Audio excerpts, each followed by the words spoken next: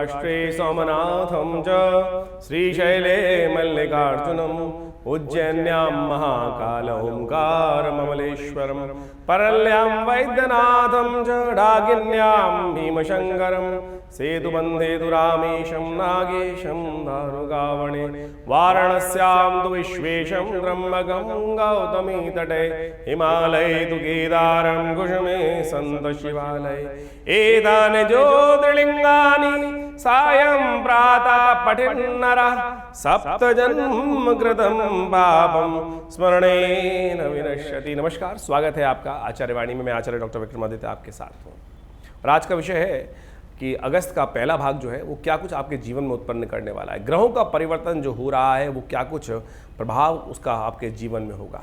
देखिए, तुला राशि वालों, आपकी राशि के अनुसार से हम बात करने जा रहे हैं।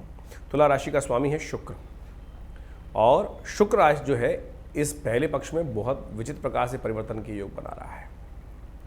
बहुत रेयर होता है कि वक्री ग्रह परिवर्तन की तरफ, शुक्र जो है वक्र अवस्था में परिवर्तन की तरफ जाए और शुक्र अस्त हो जाएंगे, फिर वक्री चली रहे, अस्त हो जाएंगे और फिर राशि परिवर्तन करेंगे और परिवर्तन करेंगे सिंह से कर्क की तरफ। ये जो परिवर्तन है विशेष तौर पे कई प्रकार से, शुक्र आनंद का ग्रह है, शुक्र विलासिता का ग्रह है। शुक्र का अस्त होना जीवन में आनंद की तरफ से व्यक्ति को थोड़ा सा वीतरागी बनाता है, थोड़ा मन से थोड़ा परेशान करता है। और शुक्र आपके लग्न का स्वामी है और आपका जो ये परिवर्तन होने जा रहा है विशेष तौर पे एकादश में और दशम भाव में होने जा रहा है, ये भी आपके बहुत बहुत इंपॉर्टेंट प्रभाव उत्पन्न करने वाला है। क्या कुछ होगा आपके साथ आने वाले समय में, कैसे कैसे आप उसको प्रभाव को समझ सकते हैं और क्या उपाय कर सकते हैं, इन 10 दिनों में आपके साथ कैसा कुछ योग बनेगा वो सब समझ लीजिए। सबसे पहले बात कर लेते हैं 1 अगस्त की। तो 1 अगस्त को ग्रहों का जो योगा योग है, साथ में पंचांग है, सबसे पहले उसको समझ लीजिए। मंगलवार का अवसर है, सावन मास के अधिक मास की पूर्णिमा का अवसर है। चंद्रमा जो है वो विशेष तौर पर उस दिन मकर राशि में चल रहे हैं और सत्यव्रत का शुभ योग है। पूर्णिमा है, सत्यव्रत है, तो ये बड़े सुंदर प्रकार से कल्याणकारी अवसर है और अब भगवान का स्तवन करने का सुंदर अवसर है। तो ऐसे में ग्रहों की गणना विशेष तौर पे आपके लिए बड़ी शुभ बनी हुई है। आगे बढ़ने के अवसर आपको प्राप्त होंगे। बहुत सारे कार्यों में आपकी रिकग्निशन बढ़ती दिखाई दे रही है, लेकिन थोड़े खर्चे ज़्यादा होने के योग दिखाई देते हैं। ऐसे में आपको अपने खर्चों को कंट्रोल करने का प्रयास करना चाहिए, अन्यथा बेकार के खर्चे यानी थोड़ा सा ज़्यादा सा खर्चा होने का योग बन रहा है, तो उसको कंट्रोल करने का आपको यथाउचित भाव से प्रयास करना चाहिए। वो बहुत ज़रूरी है आपके लिए, अन्यथा आपका कमाया हुआ पैसा जो है वो उड़ सकता है। इस बात का ध्यान रखते हुए आपको कार्य करना चाहिए। भद्रा है उस दिन, एक बात का ध्यान रखिएगा, सुबह सूर्योदय से लेकर 1:57 तक दोपहर के भद्रा रहेगी। तो उस क्षेत्र में नया कार्य, नया कोई कॉन्सेप्ट, नया कोई विचार, नया कोई खास तौर पर प्रोजेक्ट हाथ में लेने से आपको बचना चाहिए। इस बात का ध्यान रखते हुए 1:57 के बाद भद्रा समाप्त हो जाएगी, तो फिर उसके क्षेत्र में आप कार्य कर सकते हैं, वो आपके लिए अच्छा रहेगा। वहीं 2 अगस्त की यदि बात करें तो 2 अगस्त को विशेष तौर पर बुधवार का अवसर है, प्रतिपदा तिथि है, सावन के अधिक मास की कृष्ण पक्ष की प्रतिपदा तिथि रहेगी और ग्रहों का योगायोग आपके लिए अनुकूल बना हुआ है। आपके कार्यों की पहचान आपको मिलती दिखाई दे रही है, आगे बढ़ने का अवसर आपको प्राप्त हो सकता है, लेकिन फिर भी आपको ध्यान रखना है क्योंकि चंद्रमा आपका बिल्कुल किसी भी शुभ ग्रह से दृष्ट नहीं है आज की तारीख में। तो एक बात का ध्यान रखिएगा, कहीं ना कहीं बेकार के जो धन को उठा के रखने की स्थिति आपको बनानी चाहिए। ऐसे नहीं कोई भी खर्चा सामने आए तो हर पर्ची को चेक कीजिए, हर चीज़ को देखिए। बहुत उपयुक्त वाली चीज़ें हैं, कहीं बाजार में सामान खरीदने जा रहे हैं तो बेकार का सामान आप खरीद लाएं। तो इन सब को, बहुत चीज़ों को देखते हुए, ध्यान रखते हुए कार्य करने की आपको ज़रूरत है, तो अच्छा रहेगा। समय आपको उसका लाभ ले सकते हैं। आपके लिए ग्रहों का अनुकूल जो प्रभाव है वो हमने आपको समझाने का प्रयास किया। उपाय के तौर पर सबसे अच्छा ये है कि भगवान गणेश का स्तवन करें, गणेश जी के मंदिर में जाकर पीले पुष्प उन्हें अर्पित करें, उनका पूजन करें, सबसे शुभ होगा। 3 तारीख की ग्रहों गणना हम बात करें तो 3 तारीख को, 3 अगस्त को बृहस्पतिवार का अवसर, द्वितीया तिथि और ग्रहों का परिवर्तन का योग। चंद्रमा परिवर्तन भी होंगे उस दिन, वो आपके बहुत शुभ भाव में जाएंगे, पंचम भाव में जाएंगे, शनि के साथ अच्छा योग बनाएंगे, बुद्धि में कुछ नए विचारों का उत्पन्न करने की अवसर देंगे, बहुत सारी स्थिति अच्छी रहेगी। लेकिन साथ साथ शुक्र भी अस्त हो जाएंगे शाम को करीब करीब 5:51 पर शुक्र का अस्त होने का योग दिखाई देता है। और ये शुक्र का अस्त होने का लिए जो आपके एकादशवें भाव में आपके लाभ पर कहीं ना कहीं हानि होने के योग बन सकते हैं। इस बात का ध्यान रखते हुए कार्य करें। जिस तरह से आपका पॉजिटिव ग्राफ चल रहा था, बाजार में आपको लाभ मिल रहा था, ऐसे में कुछ ना कुछ ग्राफ में कमी आने के योग बन सकते हैं। उसका ध्यान रखते हुए आपको कार्य करना चाहिए। जो लोग शेयर मार्केट में काम कर रहे हैं उनके लिए बहुत सावधानी भरा समय रहेगा, क्योंकि जो शुक्र हैं जो वक्र स्थिति में अस्त हुए हैं। वक्र स्थिति में अस्त होना शुक्र का विशेष तौर पर थोड़ा सा कष्टकारी होता है। जो फॉरवर्डिंग बिजनेस में काम करते हैं, लाभ में कहीं ना कहीं अंकुश लगाता है, लाभ में बनते हुए कार्य कहीं ना कहीं रोक सकते हैं।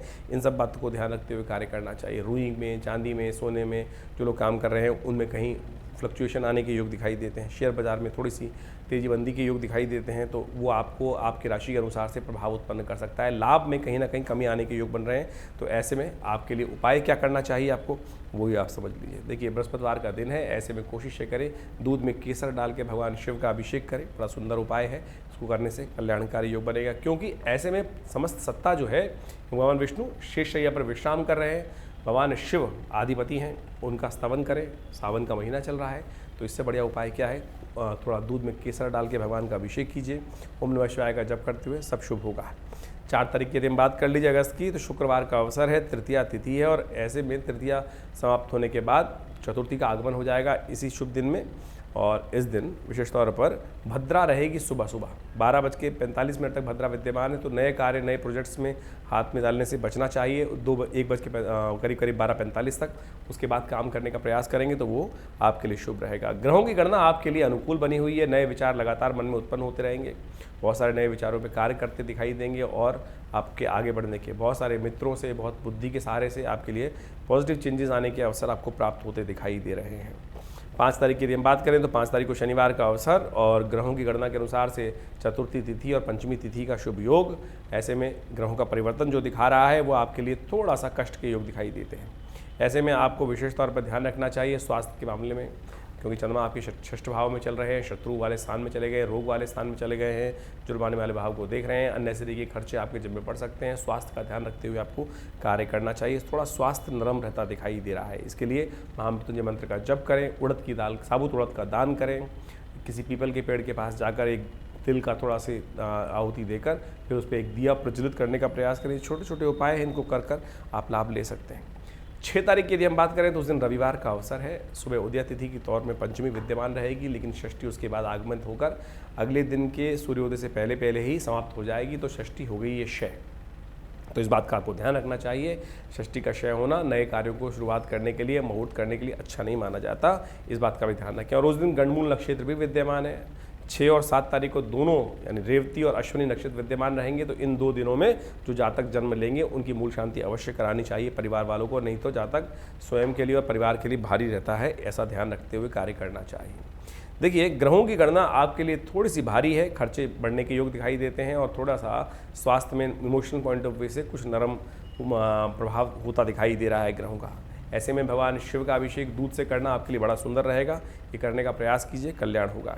7 तारीख को ग्रहों की गणना दिखाती है कि इस दिन सप्तमी तिथि उदय तिथि के रूप में विद्यमान है शुद्ध रूप से, और साथ साथ उस दिन सोमवार का अवसर है। सावन का अधिक मास का सुंदर सोमवार है, भगवान शिव का ध्यान करने का अवसर है, और सप्तमी तिथि है, और साथ साथ 2 ग्रहों का परिवर्तन हो रहा है। इस दिन हमने विवेकानंद योगाश्रम में सुंदर तरीके से सावन के सोमवार के दिन बड़ा विशाल रुद्राभिषेक रखा है। कई लोग आते हैं रुद्राभिषेक करने के लिए, आप भी उसमें सम्मिलित हो सकते हैं। बहुत सारे लोग उन भगवान शिव का दूध से, दही से, अनेक प्रकार से, चुरस से, शहद से, अनेक प्रकार घी इत्यादि से, शर्करा से, भस्म से, सबसे स्नान कराया जाता है, रुद्राभिषेक कराया जाता है। रुद्र अष्टधाई का सुंदर पाठ रहता है। तो शाम को 6 बजे से इस कार्यक्रम में आप भी सम्मिलित हो सकते हैं और अपना स्थान आरक्षित कर सकते हैं। फ़ोन नंबर्स स्क्रीन पे आपके दिए गए हैं। 7 तारीख को ग्रहों का परिवर्तन हो रहा है, चंद्रमा परिवर्तन की तरफ जा रहे हैं। सुबह करीब सूर्योदय से पहले 1:46 पर चंद्रमा परिवर्तित होकर मेष में आ जाएंगे, और साथ साथ कर्क राशि में शुक्र अस्त अवस्था में, वक्र अवस्था में प्रवेश करेंगे, उल्टी अवस्था में प्रवेश करेंगे। ये दोनों ग्रहों का योगायोग जो है आप पर उसका प्रभाव उत्पन्न होगा। देखिए, शुक्र का परिवर्तन आपके लिए विशेष तौर पे हम माने अस्त है, और ये आपके लिए थोड़ा सा इमोशनल पॉइंट ऑफ व्यू से अच्छा नहीं दिखाई देता, लेकिन चंद्रमा का परिवर्तन आपके लिए अच्छा दिखाई देता है, पॉजिटिव चेंजेस वाला दिखाई देता है। यानी 50-50 थोड़ा सा भाव रहेगा। यदि आपने मूड को आपने अच्छा कर लिया, आपको एक बात और दिखाई देती है, बहुत सारी चीज़ों का पूर्वाभास होगा। ऐसे में उस पूर्वाभास का उपयोग करते हुए यदि आप समय को पहचानते हुए कार्य कर लें तो आप बहुत बढ़िया चीज़ों से कंट्रोल कर सकते हैं। ऐसे में आप एक काम करें, भगवान शिव का विशेष तौर पर स्तवन करें, भगवान शिव का जल से, दूध से अभिषेक करें, आपके कष्टों को दूर करने का अवसर प्राप्त होगा, बढ़िया सुंदर योग बनेगा। 8 तारीख की ग्रहों की गणना दिखाती है कि अष्टमी उस दिन तिथि है, और साथ साथ मंगलवार का अवसर है, कालाष्टमी है, भगवान शिव को उपासना करने का सुंदर दिवस है। कृष्ण पक्ष की अष्टमी भगवान शिव के लिए बड़ी शुभ मानी जाती है पूजा करने के लिए, बहुत सुंदर उनकी आराधना करने के लिए। और सावन के महीने में हमने इसी शुभ योग को देखते हुए सुंदरकांड का और हनुमान चालीसा का पाठ का आयोजन किया है हर मंगलवार की तरह। तो आप भी उसमें सम्मिलित हो सकते हैं, आपको सादर आमंत्रण हम अपनी तरफ से दे रहे हैं। तो आप भी विवेकानंद योगाश्रम दिल्ली में आकर इस सुंदर रुद्राभिषेक कार्यक्रम में शाम को 6 बजे सम्मिलित हो सकते हैं। सावन के महीने में होने वाले रुद्राभिषेक का जो 60 दिन का विशाल रुद्राभिषेक किया जा रहा है उसमें सम्मिलित होइए।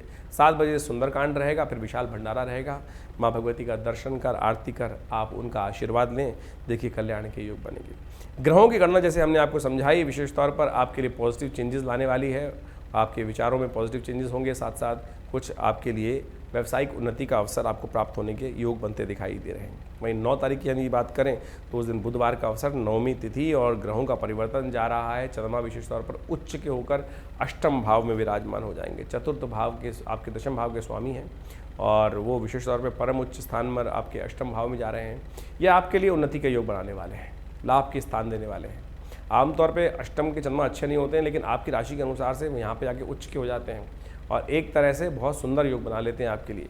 आप यदि आगे बढ़कर काम करेंगे तो बहुत बढ़िया तरीके से आपको लाभ की स्थिति बनेगी और सफलता का एक बहुत अकाट्य योग बन रहा है। तो इसलिए निर्द्वंद भाव से पॉजिटिव सोच रखते हुए कार्य करने का आप प्रयास कीजिए। देखिए आपके लिए अच्छे से रिजल्ट आने के योग बनेंगे। सर्वार्थ सिद्धि योग विद्यमान है, आपको आगे बढ़ने के अवसर अच्छे मिलते दिखाई दे रहे हैं। कोशिश करें हरी सब्जियों का दान करके आप आगे बढ़ने का अवसर सुंदर और बनाएं। 10 तारीख की ग्रह गणना हम बात करें तो उस दिन बृहस्पतिवार का अवसर, दशमी तिथि, ग्रहों का योग आज भी आपके लिए परम अनुकूल बना हुआ है। ऐसे में विजय के योग बन रहे हैं आपके लिए। आगे बढ़ते हुए कार्य करने का आपको इनिशिएट लेना चाहिए। मन से नेगेटिव विचार हटाकर तुरंत आगे बढ़ने का आपको प्रयास करना चाहिए। बहुत बढ़िया तरीके से आप समाज में वर्चस्व स्थापित करने का योग बनाते दिखाई दे रहे हैं। लेकिन बुद्धि में शनि महाराज बैठे हैं वक्र गति में, वो बुद्धि में जड़ता ला रहे हैं और बुद्धि में थोड़ा संकोच उत्पन्न कर रहे हैं और बुद्धि में अड़ियलपना ला रहे हैं। तो उस अड़ियलपने को त्याग दीजिए, समय अच्छा है, अनुकूल है, आगे बढ़ने का प्रयास करेंगे तो ठीक रहेगा। हनुमान चालीसा का पाठ करें, देखिए विजय प्राप्ति के योग बनेंगे। संत महात्माओं का पूजन करें, उनका आशीर्वाद लें, ईश्वर की कृपा से कल्याण होगा। धन्यवाद।